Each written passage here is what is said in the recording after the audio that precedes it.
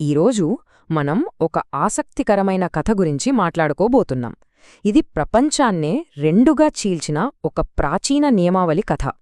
ఒకసారి ఆలోచించండి, ప్రపంచంలోనే అత్యంత పురాతనమైన గ్రంథాలు కేవలం పూజలకో ప్రార్థనలకో కాకుండా ఒక మొత్తం నాగరికతను నడిపించే సోర్స్ కోడ్ అయితే ఎలా ఉంటుంది అంటే ఒక సమాజానికి ఆపరేటింగ్ సిస్టమ్ లాంటివి అనుకుంటే.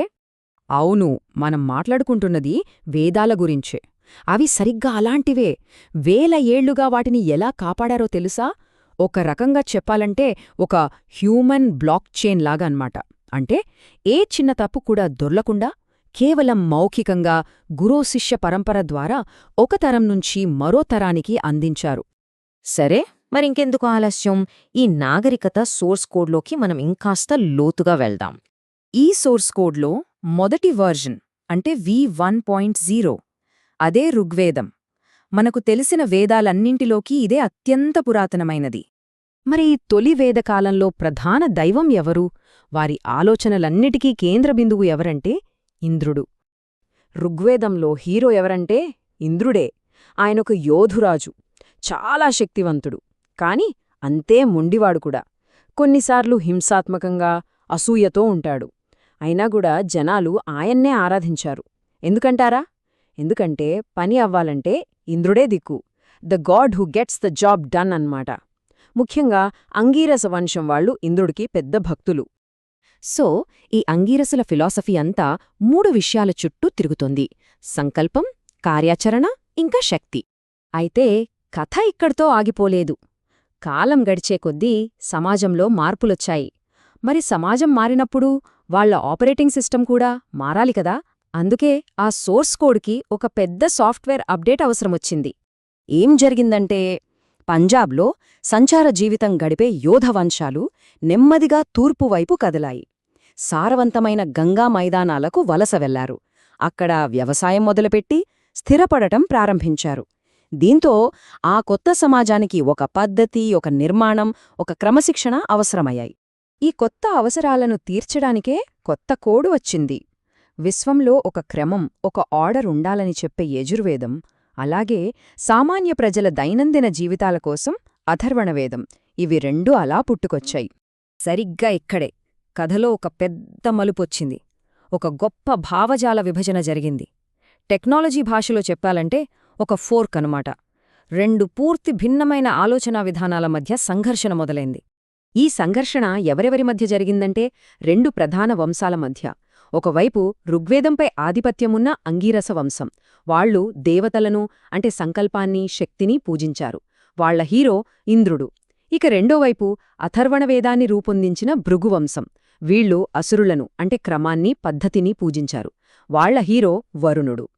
ఒక మాటలో చెప్పాలంటే ఇది అదుపులేని శక్తికి, ప్రశాంతమైన క్రమానికి మధ్య జరిగిన పోరాటం. ఇంద్రుడు, వరుణుల మధ్య జరిగిన ఈ ఘర్షణ నిజానికి ఈ 2 వేర్వేరు భావజాలాల మధ్య జరిగిన పోరాటానికి ఒక ప్రతీక మాత్రమే. సరే, ఈ భావజాల విభజన వల్ల ఏమైంది? దాని పర్యవసానాలు ఎలా ఉన్నాయి? ఇది చివరికి 2 వేర్వేరు దారులకు, 2 వేర్వేరు విశ్వాసాలకు దారితీసింది. ఇక్కడ మనకు ఒక ప్రశ్న వస్తుంది, మరి వరుణుడి తత్వం ఏమైంది? ఆ కాస్మిక్ ఆర్డర్, ఆ క్రమం గురించి చెప్పిన ఫిలాసఫీ ఏమైంది? భారతదేశంలో అది పూర్తిగా కనుమరుగైపోయిందా? అక్కడే ఉంది అసలు ట్విస్ట్. అది కనుమరుగవలేదు, బదులుగా 2 వేర్వేరు దారుల్లో పయనించింది. మొదటిది, భారతదేశంలో వరుణుడి లక్షణాలు నెమ్మదిగా విష్ణువులో కలిసిపోయాయి. కాని రెండో దారి ఇంకా ఆసక్తికరంగా ఉంటుంది. భృగు వంశం వారి ఆలోచనలతో ప్రభావితమైన ఒక గుంపు పశ్చిమానికి అంటే పర్షియాకు వలస వెళ్ళింది. అక్కడ ఈ వరుణుడి తత్వమే ఒక కొత్త ఏకైక దేవుడుగా రూపాంతరం చెంది. దీనికి భాషలోనే అద్భుతమైన సాక్ష్యముంది. చూడండి, వేదాలలో ఒక మాట ఉంది, అసుర మేధస్ అంటే జ్ఞాని అయిన ప్రభువు. ఇప్పుడు పర్షియాలో జొరాస్టెరియన్ మతగ్రంథమైన అవెస్తాకి వస్తే వాళ్ల పరమేశ్వరుడి పేరు అహురా మజ్దా. దాని అర్థం కూడా జ్ఞాని అయిన ప్రభువే. చూశారా సంబంధం? ఇంకా నమ్మశక్యంగా లేకపోతే ఇది వినండి. జొరాస్ట్రియన్ గ్రంథాల్లో అహురా మజ్దాకి ఉన్న 100కు పైగా పేర్ల జాబితాలో 44వ పేరేంటో తెలుసా? వరుణ. అవును, మీరు విన్నది నిజమే. 44వ పేరు వరుణ. ఇంకా ఈ సంబంధాన్ని ఎవరూ కాదనలేరు. సో మొత్తం మీద చూస్తే ఏం జరిగిందంటే, భారతదేశంలో ఇంద్రుడి మార్గం గెలిచింది. ఇది బహుదేవతారాధన ఉన్న హిందూ మతానికి దారితీసింది. ఇక్కడ వరుణుడి లక్షణాలు విష్ణువులో కలిసిపోయాయి. అదే సమయంలో పర్షియాలో వరుణుడి మార్గం గెలిచింది. ఆ తత్వం అహురా మజ్దాగా మారి ఏకేశ్వరోపాసన మతమైన జొరాస్ట్రియనిజంకి దారితీసింది. ఆశ్చర్యకరంగా ఈ ఆలోచనే ఆ తర్వాత వచ్చిన యూదు, క్రైస్తవ, ఇస్లాం మతాలకు కూడా ఒక పునాది వేసింది. చూశారా?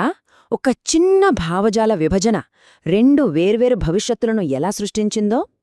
ఒక దారి అనేక దేవతలున్న విశ్వాసానికి దారితీస్తే, మరో దారి ప్రపంచంలోనే మొట్టమొదటి ప్రధాన ఏకేశ్వరోపాసన మతానికి దారితీసింది. ఈ కథ నుంచి మనం నేర్చుకోవాల్సిన ఒక ముఖ్యమైన విషయముంది. చరిత్రలో అతి పెద్ద మార్పులు, విభజనలు కత్తులతో, సైన్యాలతో జరిగిన యుద్ధాల వల్ల రావు. అవి ఆలోచనల మధ్య జరిగే సంఘర్షణల వల్లే మొదలవుతాయి. ఒక్కసారి ఆలోచించండి. మరి ఈరోజు మన ప్రపంచాన్ని, మన భవిష్యత్తును ఏ ఆలోచనలు నిర్దేశిస్తున్నాయి?